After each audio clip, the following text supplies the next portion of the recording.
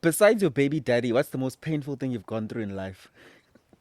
Oh, I did that No, well. Oh, that was no, good. no, okay, because he's just like, my God. No, that was good. Yes. There should be like a little prayer to say, it's about to go down. Man. The most painful heartbreak or thing in general? In general. I thank you for making me laugh before asking this question because I was probably going to fall. I think it was losing my great grandmother Ne? and then losing my dad. I think those two things were really, really, those things shook my world and I didn't even realize it at the time. Um, my great grandmother played such a huge role in shaping the person that I am. Okay. My early childhood was spent with her.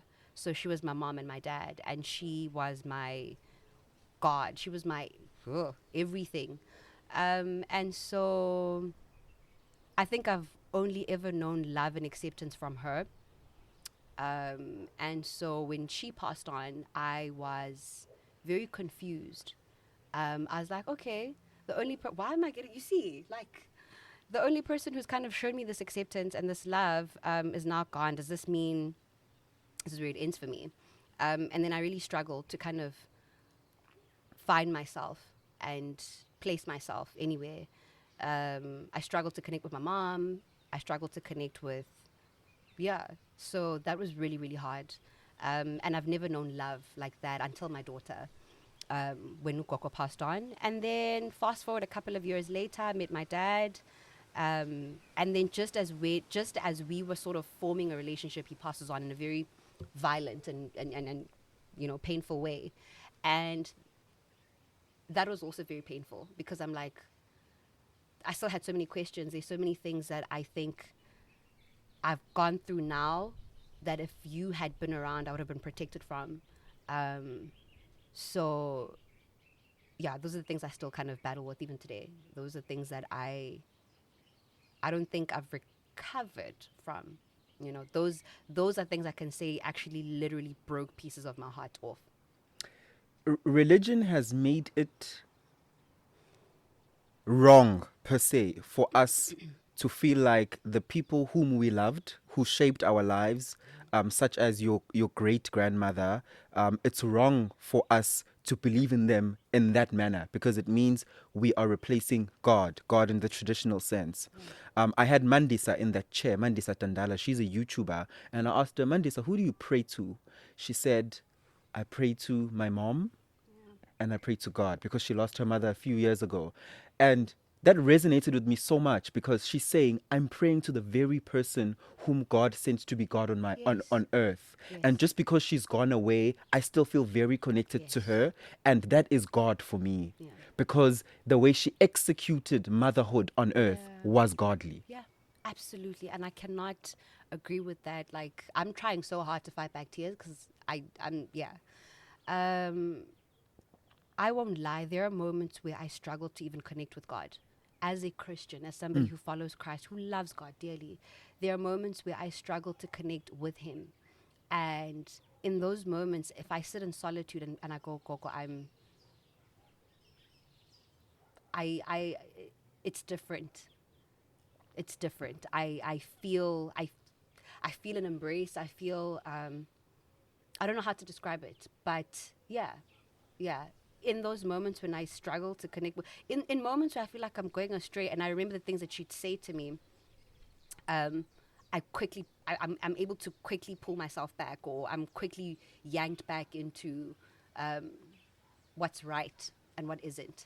So I think she's been a really good guide in the sense that even now, Njobusha, like the requests are different, like the people that approach are different, and it's my fear of the Lord, but also my fear of disappointing her because I'm like, Sure. I know what kind of woman you are. I Yeah. know the things that you didn't like and the things that you wouldn't be proud of, and just the thought of you hanging your head in shame, looking at me or thinking about me or whatever the case may be, that scares me so much that I'm like, I don't care who you are, what you have, what you're offering. I am not going to disappoint my grandmother, my great grandmother. What does it do to your traumas when you lose somebody whom I'd say your grandmother is probably your parent. Your grandmother sounds to me like she was your mom. Yeah. What does it do to one's life and emotional well-being when you lose someone like that, especially to you? Gosh, it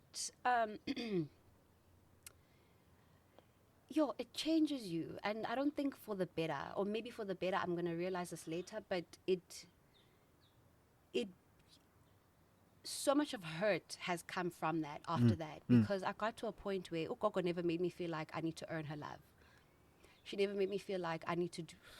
I'm Yeah, failing. yeah, I She get never that. made me feel like I need to do anything special Yeah, to yeah, be loved and yeah. accepted. And then losing her, I felt like, okay, now I'm going to have to prove to people why, I'm deserving of affection. And then you take what you get. Even in relationships, when you meet people, you just take what you get. Even when you know that this is not what you're deserving of and this is not what it should be like, you just take what you get.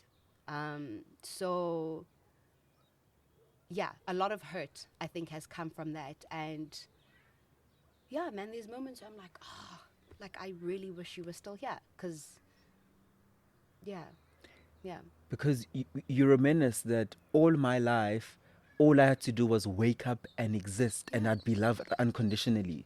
Now all of a sudden, ngithi ngithanda umuntu abuye angiblutique, yeah, ngithi ngithanda umngane othize abuye ngithi uthi ungihlebile, yeah, ngithi kuthanda family member ethize kanti ifuna imali kuphela noma yeah, isingikhulumile nayo. yeah. But with my grandmother it was It completely was, yeah, unconditional. you didn't have to do anything. And I did find myself in a really weird cycle where even with my mom, I felt like I needed to twirl, to kind of get, that kind of love. So yeah, man, it's truly been something.